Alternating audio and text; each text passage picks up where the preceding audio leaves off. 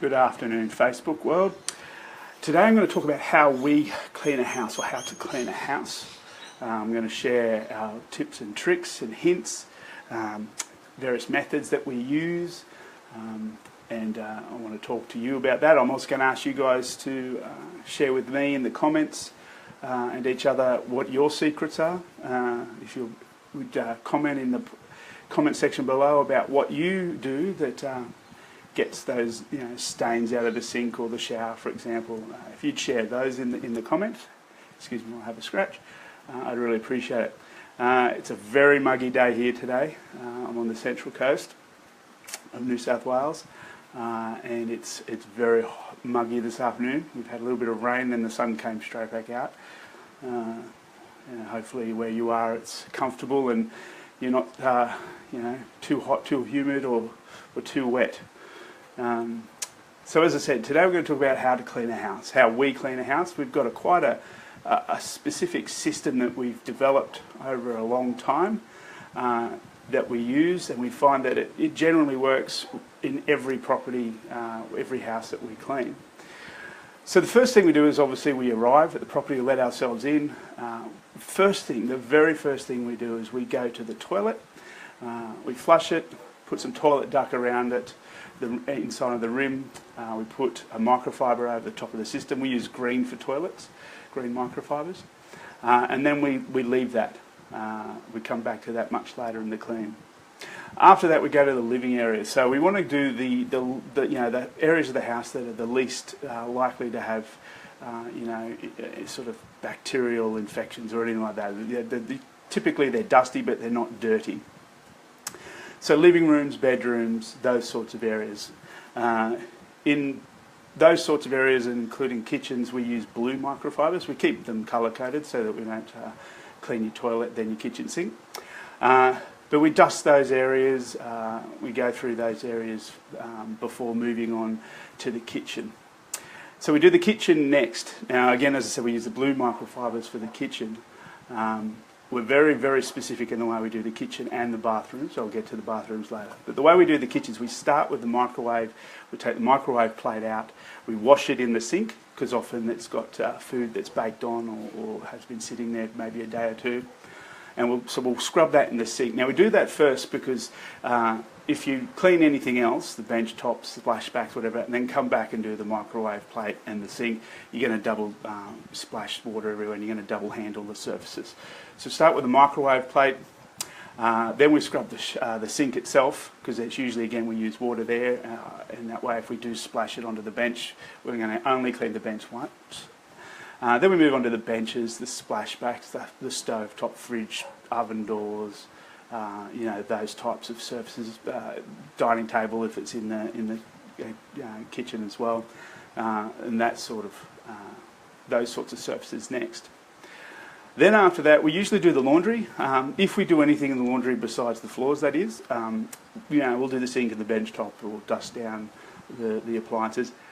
Most people are happy if we just do the floors. They don't really worry about their laundry, but if they did want anything else in the laundry besides the floors, that's when we would do it.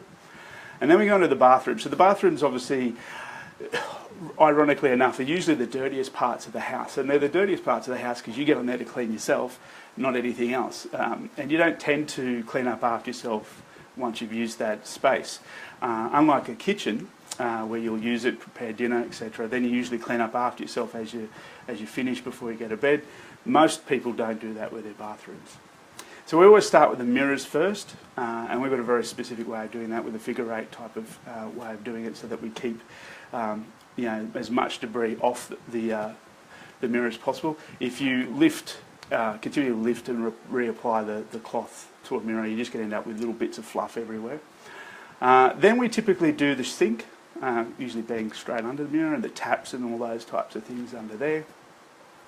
And then we move on to the shower and the bath. If we need to bleach anything or use Jif, etc., that's another reason we leave it to last, so we don't put especially bleach anywhere throughout the house. We're only in the bathroom at that stage. Again, now, I should have mentioned, in the bathrooms we use red microfibers. Again, we colour code them, as I said before, to make sure that we're not cross-contaminating different parts of the house. And when we've done all the other fittings and fixtures within the bathroom, the last thing we clean before the floors is the toilet. And we do that for one very good reason. Nobody wants us to clean their toilet and then go into the kitchen or into their bedroom and then clean straight after that. They want us to be as clean as we can be in those other parts of the house. So we clean the toilet, we clean every part. You may have seen our ad which says we floss toilets. So we'll clean the cistern, the front, the sides, the pipe behind it. We'll clean the top and bottom of the lid and the seat, in and around the seat bolts, around behind the S-pen. It really does, for us cleaning a toilet means cleaning everything from the ground up. Then once we've done the outside of the bowl and the rim, we then get the toilet brush and give it a good scrub as well. And then we flush that. Now we flush the toilet 3 times after we've cleaned it. So when we finish cleaning it, we flush it. When we come back with the vacuum, we flush it. And then when we mop, we flush it. And that's just because toilet duct tends to not smell very good. And we like to just flush that smell out, make sure that we've got any residue that might be in the toilet bowl, flush down the actual system itself. Then we go to the floors. After that, we'll go back with the vacuum and we'll go throughout the property with a vacuum. We use back vacs, commercial grade that suck extremely well. And we don't have any sort of system as to which rooms we do first. It's just whichever logical step through the property works. So it may be the bathroom first, although not likely, then the kitchen. But at that point, the vacuuming's not really cross-contaminating a great deal. It's only going to suck up dry material. And then we mop. Now we do mop in a specific order. Now typically we fill the mop up in the kitchen, use a jug or something like that with some hot water. We use the hottest possible water we can get, and we put a bit of vinegar in there, usually about maybe half a cup.